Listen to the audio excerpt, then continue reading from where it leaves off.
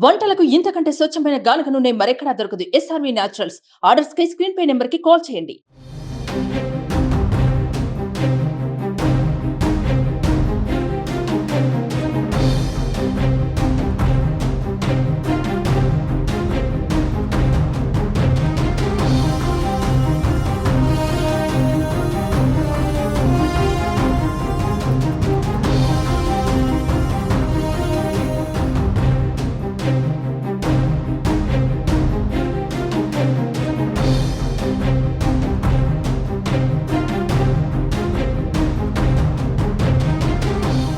నంద్యాల జిల్లా ఆళ్లగడ్డలో అర్ధరాత్రి కలకలం రేగింది. టీడీపీ అభ్యర్థి భూమా అఖిలప్రియ బాడీగార్డ్ నిఖిల్పై గుర్తు తెలియని వ్యక్తులు దాడికి పాల్పడ్డారు.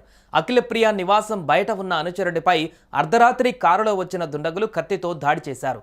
తీవ్ర గాయాలతో దుండగుల నుంచి తప్పించుకున్న నిఖిల్ అఖిలప్రియ ఇంట్లోకి పారిపోయాడు. నంద్యాల జిల్లా ఆళ్లగడ్డలో మాజీ మంత్రి భూమా అఖిలప్రియ బాడీగార్డ్ నిఖిల్పై హత్యాయత్నం జరిగింది. మంగళవారం అర్ధరాత్రి దాటాక ఈ ఘటన చోటు చేసుకుంది.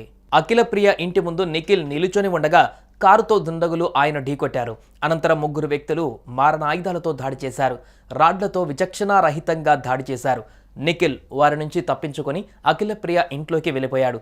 తీవ్ర గాయాలతో ఉన్న అతడిని నంద్యాలలోని ఆసుపత్రికి తరలించారు. ఈ ఘటనకు సంబంధించిన సీసీటీవీ ఫుటేజ్ వైరల్ అవుతుంది.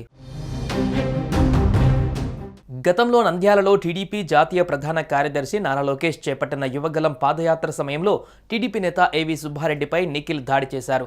ఈ నేపథ్యంలోనే ఆయన వర్గీయులు తిరిగి దాడికి పాల్పడినట్లు భూమా అఖిలప్రియ వర్గీయులు ఆరోపిస్తున్నారు. ఈ ఘటనతో నేతల ఇళ్ల వద్ద పోలీసు బందోబస్తు ఏర్పాటు చేశారు. ఏవి సుబ్బారెడ్డి, చంద్రతో పాటు మరో నలుగురిపై ఆళ్లగడ్డ పోలీసులు స్టేషన్లో కేసు నమోదు చేశారు. మరోవైపు పలు సమస్యాత్మక ప్రాంతాలలో భారీగా పోలీసులు మోహరించారు. పలువురు రాజకీయ నేతలను హౌస్ అరెస్టు చేశారు. అడుగడుగునా పోలీసులు వాహనాలను జల్లెడపడుతున్నారు. పల్నాడు, జమ్మలమడుగు వంటి ప్రాంతాలలో సెక్షన్ 144 విధించారు. సుమన్ టీవీలో మీ పర్సనల్ అండ్ బిజినెస్ ప్రమోషన్స్ కోసం కింది నెంబర్కి కాంటాక్ట్ చేయండి.